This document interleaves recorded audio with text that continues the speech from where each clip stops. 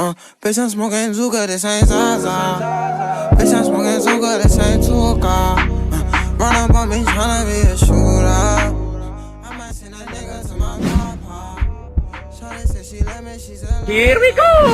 What's up with y'all, man? Happy New Year's. Let's get into this. This one has been heavily requested over my years of doing Peep reactions, doing a documentary. At least y'all been telling me just to watch it, but doing a reaction to one that I found on here. A lot of people do give their approval to this one. Published X's, the real documentary. They say he managed to put what they couldn't put into a documentary within hours. He put it in there within 17 minutes. You know what I'm saying? So we can go ahead and check this out. I appreciate everybody that's been sticking with me throughout these years of watching Peep, throughout this whole year. This year has went by fast as shit. And I feel like, damn, bro. I don't know if I grinded hard enough for y'all, bro. I don't know if I grinded hard enough. And I know a lot of y'all are thanking me and telling me how much y'all love, but I gotta grind harder next year. I mean, shorts, reels, TikToks, all that shit. I gotta give y'all more of Zoe TV. I gotta be on all platforms for y'all, so I don't have to just come to YouTube for Zoe TV. You know what I'm saying? I'll be more professional on the social media platforms. I got y'all, and I got y'all. You know what I'm saying? I promise this, but not for real, man. We finna get into this Peep documentary. I ain't gonna talk too much. We're gonna hit the bong, and while we're hitting the bong, the video will be playing. You know what I'm saying? Because why not? Why not? Why not? You guys ready, people? Let's get into this shit. The bong, James. We're gonna hit the bong for the haters, man, and we starting the video at the same time. So let's get it. 3, 2, 1, go. Everything changes with time. Like you can't predict where you're gonna be next year. You have no idea, you know what I mean? Like there have been points, like I've been in very, very, very, very low points. My mom always tells me, like, time will heal everything, you know what I mean? Even if it's like 5 years later and you're still feeling like, where the fuck, like when I'm waiting for this shit to heal, like nothing's happening. It's gonna take another, few years, you know what I mean? That shit does take time. Everything here is dead. It's easier to see when it's not. I just heard a voice in my head.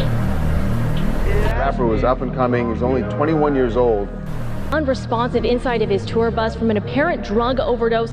And emerging rapper Lil Peep died last night right before he was set to perform in Tucson.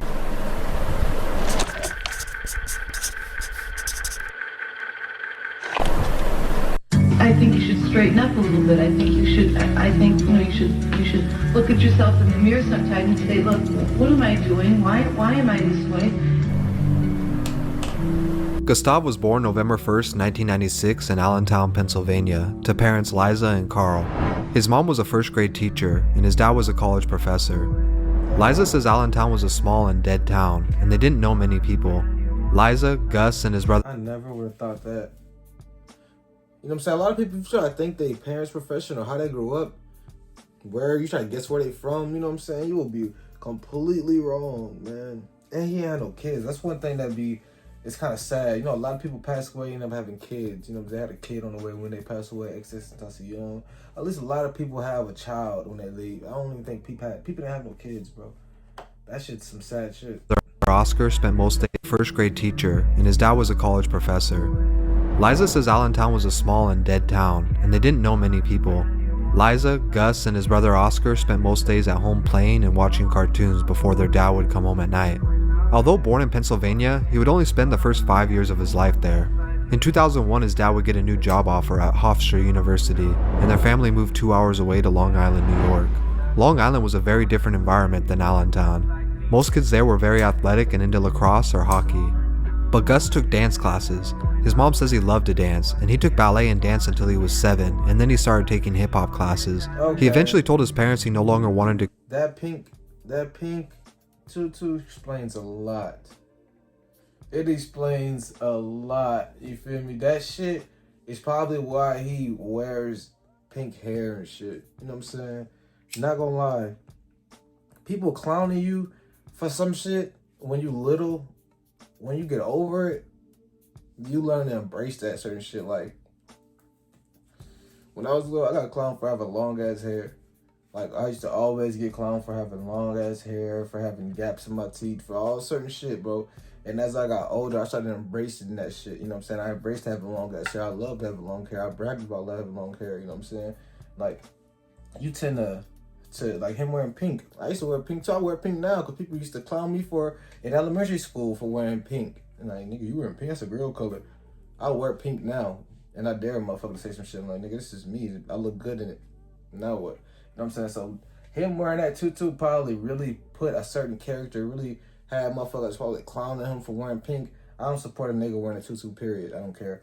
But still, I'm just saying that shit probably built that character in him, and of not really giving a fuck what nobody say. Either way, he gonna do what he want. He gonna wear pink diamonds, pink grill. He gonna rock this color, rock this certain style because motherfuckers trying to shit on who he was when he was little.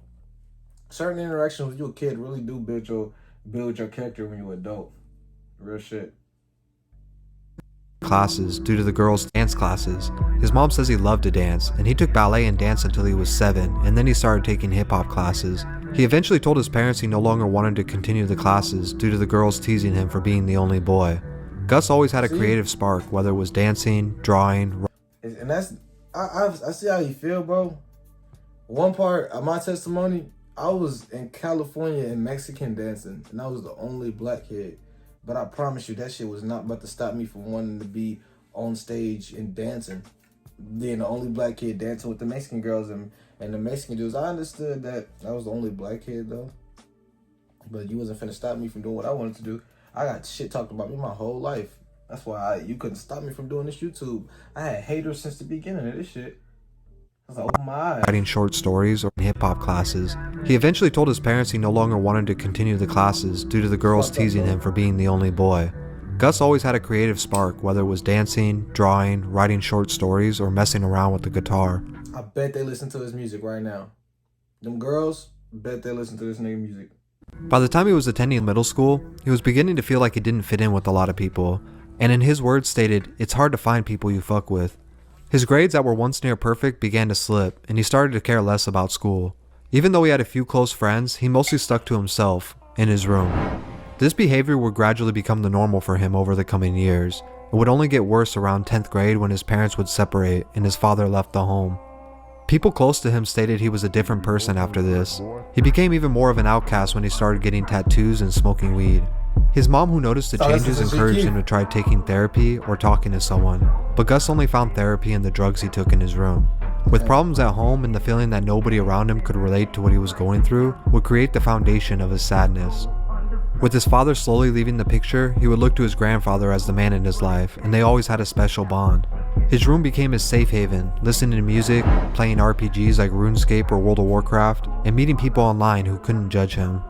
When Gus started to take notice of how other artists were making careers for themselves off the internet, he started to direct his creative energy toward music. While in high school, he wrote his earliest raps, and if you were close enough friends with him, he would freestyle sometimes. He always wanted to be a rapper. He always fucked around. Like, he was always good at, like, a freestyle or anything like that. Like, he was always good at it. Always the best one in the room. Initially going by the name Trap Goose, he recorded his first official songs like Down, Down, Down and Latitude. Unknowingly, Gus was already building relationships that would grow to something much bigger. The beat he produced for Down, Down, Down was from Virginia producer Smoke a Sack, who he met online. Eventually, he couldn't stand being in school for more than 45 minutes anymore. Sometimes he'd throw up before school, and if he did go, he'd end up hopping a 20-foot fence nearly every day to escape, before finally dropping out. He tried getting a job at a seafood restaurant. My fucking school got 20-foot fences around it. Prison schools is this? What? What? Why? Because of shit like that, maybe? And damn, y'all seen him climb a 20-foot gate? Nobody said nothing? Nobody called his parents? I don't know. That shit kind of weird. But quit shortly after. He knew he couldn't just be something regular. At 17, he got his first face tattoo, which was a broken heart near his left eye. He stated this motivated him to go harder for his music because he knew it would make it harder to get a regular job. He finished high school on a low-pressure online program that only required one essay a week, which he admits his mom usually finished for him. While she slept every night, he would be awake recording new music on GarageBand. While this is happening, Gus's childhood friend Brennan Savage was living in San Francisco, and he invited him to come stay the summer of 2014 at his house while his parents were gone. Wasting no time to get away from the place that was causing him so much pain, he left for California. He stayed the whole summer with Brennan, but as summer ended, Brennan began looking into colleges for the fall semester. Gus wanted to stay in California though, and he began telling Brennan how I'm starting to realize his music, most of these people music probably be blowing up, but they do not be rich, bro. They really be going through real life shit still. They be trying to make it. Like they still have to pay for their tours and all of this shit. They still be trying to make it, trying to get rich this whole time. You be thinking they good because they got a lot of comments and shit. Hell nah. Motherfuckers is struggling out here. It's hard out here. This shit is hard. Motherfuckers just trying to find themselves, trying to find their peace. Yeah, there's a lot of shit going on. There's a lot get to LA so he can really try to make a name for himself with his music. My mom like left her car behind, and I would like take my mom's car up to LA for the day and go house hunting. We were 18 doing that. Gus was 17. They were looking in the Glendale and Pasadena area, which was close to Glendale Community College, which Gus and Brennan both enrolled in. Gus knew the only way his mom would approve of him staying was if he told her he was going to school. They eventually moved into 1700 University Drive in Pasadena for $1,600 a month. It was a small house, but it worked for the time being. Gus managed to stay in school for a few weeks, but inevitably dropped out. He knew the real reason he was there was to focus solely on music, and school was never going to be his thing. He couldn't focus, and music was all he was thinking about. As a few months passed, it became increasingly harder for him to come up with the $800 portion of his rent. They were living off of little food and resources. He was recording music, but was getting frustrated with that as well. He felt like it wasn't coming out the way he envisioned it, and was having trouble learning how to mix and master his sound. Things just weren't working out in California, and he decided to move back to his mom's. That's why I became a YouTuber. I could not do my mixing and shit. I had bought my own laptop mixing shit, mixing platforms, mics, bought all this shit for set up a whole studio, but I could not get past mixing. I could not get past the sound. I could not get past that shit. And once I couldn't, I was like, fuck it. I'm about to go listen to other people's shit. Because I can't even get my shit. I can't. She was irritating. Long Island. Being back home wasn't any better for Gus, but it did something to him that made him more focused and motivated than ever. He started to put all of his emotions and pain into his music without any filter, and decided to change his name. Peep was a nickname his mom gave him as a child and used to always call him. He put Lil in front of it and birthed the name we know today, Lil Peep. Over the next 6 months at home, he started to find his sound and was learning how to mix it into something he was comfortable enough to share online. In 2015, he dropped his single Star Shopping, and things slowly started to change. He started to build a small following of listeners and was getting a few thousand plays online. After Star Shopping received so much positive feedback from friends and fans, his confidence that had been tucked away for a long time was beginning to surface again. He was excited and started collabing and making friends with other artists and producers online, dropping 5 EPs within 2015, one of them with the UK artist Bexy and another with Omen. Peep loved the fact that he was meeting more I don't like Bexy. Let's not even talk about him. Or people that were like him. Another collaborator he met was Craig Zen. Craig Zen showed Peep's music to an underground rap collective, Schema Posse, which was run by Jay Green and had other members like Ghostman. Jay Green heard about 30 seconds of Peep's music and already knew he was something special. He DM'd Peep and they ended up talking on the phone, inevitably inviting him to join Schema Posse. On September 18, 2015, he released his first official mixtape, Lil Peep Part 1. On the tape he expresses vulnerable themes like relationship problems, depression, and drug addiction. Problems he's dealt with for years and felt like wasn't being talked about enough in music at the time. Understanding that people were starting to take notice of his hard work, he followed this tape up with 2 more, Mall Music and Live Forever. In early 2016, he was motivated and wanted to get back to LA for a second shot at making a name for himself. He ended up moving back with Brennan in Pasadena, but this time inviting more artists and producers to join them, helping cover the cost of living as well. The 2-bedroom house started to fill and become a hub of like-minded creatives until almost 12 people were living there at one time. Peep, Brennan, Ghostman, Nedarb, and Killstation were some of the artists living there at the time. They would party and collab on music all day. Although Peep's name was starting to create a small buzz in the underground, he was still struggling and would often live off of canned food and clothes his mother would send him from Long Island. They were far apart, but his mom would text him often to make sure he was doing okay and he had what he needed. He always stated his mom was one of his best friends. Schema Posse had a few shows in Oakland, Tucson, and Denver lined up, and they included Peep in them. These were his first live performances ever, and admits to taking Xanax before each show to calm his nerves. But despite taking medications, still threw up after every song. By now, he's recently released his single off of his California Girls EP, Beamer Boy, which was quickly becoming an underground favorite.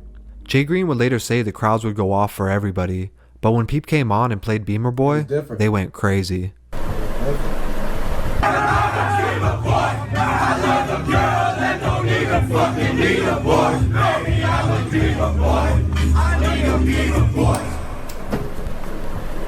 After their small tour of shows, they ended back up in LA, where they were invited to do an interview with No Jumper. During the interview, you can really see Peep's social anxiety through his body language. He only speaks when spoken to, and even then seems to be out of his comfort zone. This was all still very new to him. Unfortunately, 2 days after the interview, Schema Posse broke up. Peep, Jay Green, and Ghostmane pursued solo careers. Now a free agent, Peep headed back to the Pasadena house and continued to work on more music. I was wondering about that. Is that when he became Goth Boy Clique and shit? I was always wondering about that shit. One of Peep's producers, Nedarb, was living at the house and started introducing members of the rap group he was a part of, Goth Boy Clique.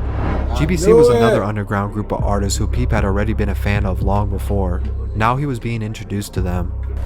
Bumpin' Tracy since 2012. Shout out you. Bumpin' Tracy since 2012. Peep began collabing with GBC members Wicca Phase, Cold Heart, and Horsehead online while working on his next mixtape, Crybaby. One day Nedarb brought Lil Tracy over, who was going by the name Young Bruh at the time. Tracy and Peep hit it off immediately, even recording their underground hit White Tee the same day. The video was filmed by Kill Station on an old $30 camcorder, but it was perfect for the aesthetic they were going for. On June 10, 2016, Peep dropped his fourth official mixtape, Crybaby, named after the Crybaby tattoo he recently got on his forehead. The mixtape featured samples from the early 2000s and gave off a nostalgic pop-punk vibe that made it stand out in the oversaturated market of SoundCloud rap. Over the coming months, Peep grew closer to GBC. It was hard to see Peep and Tracy not together. They were inseparable. They even dropped a 3-song EP together titled Castles. Hey guys, I got a house. It's a loft. Want to see it? I've been homeless for 6 months, and now I have a loft in LA. This is Nedarb's room, and this is my room, because I'm swag, you feel me? Look, come on.